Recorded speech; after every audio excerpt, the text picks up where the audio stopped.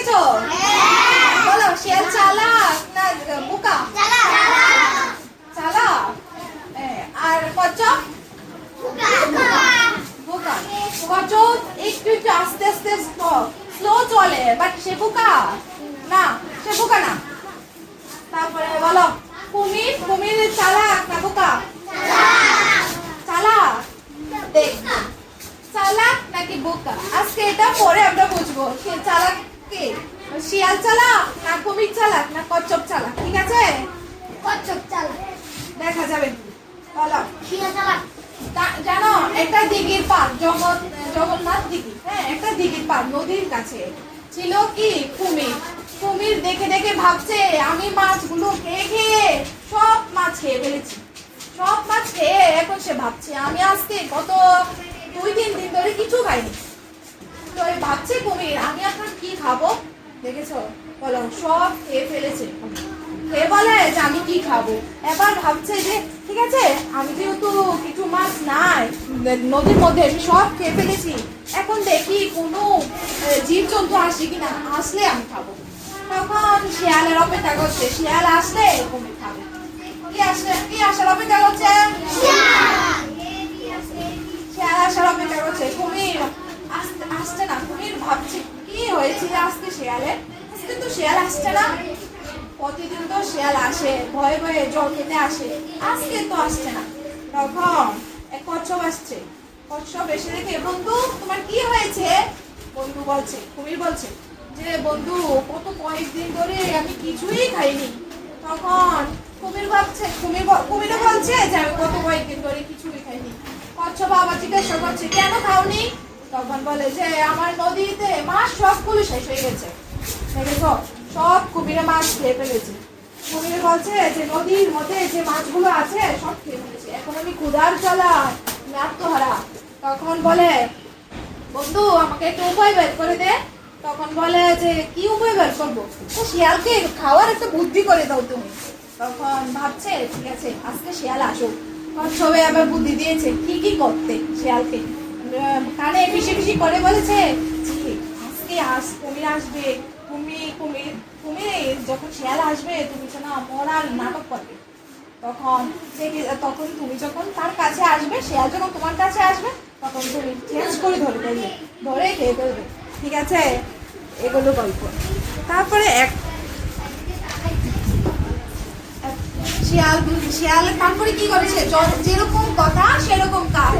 তখন শিয়াল কি করছে, যখন কচ্ছপ একটু পরে কচ্ছপ এভাবে বলেছে যে শিয়াল আসছে তুমি সবাই ঘুমিয়ে ফেলো, কথা বলবে না।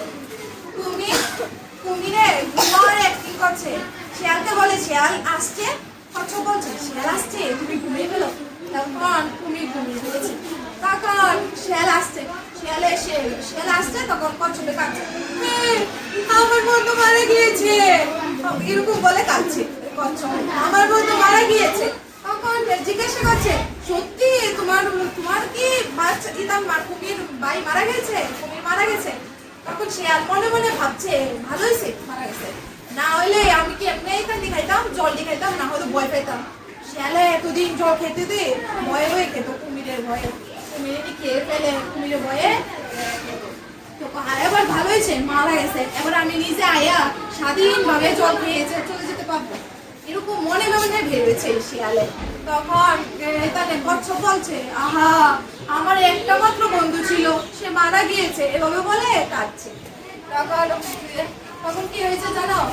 তখন জিজ্ঞাসা করছে কুমিরের না, তখন শিয়াল কাছে গিয়েছে, কুমিরের কাছে গিয়েছে, তখন কাছে গেছে, তখন বলছে না ও তো মারা যায়নি, ও তো শ্বাস প্রশ্বাস নিচ্ছে, ও কিভাবে মারা গিয়েছে? তখন বলে না ভাই, কচ্ছপে বলে না ভাই সত্যিই মারা গেছে কুমির ভাই। তখন কি বলেছে জানো? না আমি তো শুনেছি কুমির মারা গেলে নাকি কুমিরের লেজ এভাবে নাড়ে, মারা গেলে তখন কি হয়েছে জানো? এভাবে নাড়ে, কুমিরের লেজ নাড়ে মারা গেলে। হ্যাঁ, শিয়াল চালাকি করে বলেছে যে কুমির মারা গেলে নাকি লেজ গুলো এভাবে নাড়ে। তখন কুমির বোকা কি বলেছে জানো? বলে যে আমার তো লেজ নড়ছে না, তাহলে তো বুঝতে পারবে না যে আমি মারা গিয়েছি, তো ভালো হচ্ছে না। তখন কি হয়েছে জানো, তুমি সত্যি সত্যি ল্যাজ নাড়াতে শুরু করেছে। তখন শিয়াল দৌড়ে পেরিয়েছে আর বলছে, তুমি আমাকে বোকা পেয়েছো, দেখো তো কে বোকা। তখন কচ্ছপ বলে, এই দাদা উঠ, তুই ভালো করে তো অ্যাক্টিং করতেই পারলি না। লেজ নাড়াতে কে বলেছো তোমাকে? লেজ কি লড়ায় মারাই? তো বলে, এই তুমি নিজে শিয়ালের ফাঁদে পড়েছো, শিয়ালকে তোমার ফাঁদে পড়তে হয়নি। শিয়ালের ফাঁদে কে পড়েছে? কুমির নিজে পড়েছে। বলো আবার, এটা থেকে কি শিখতে পেলাম?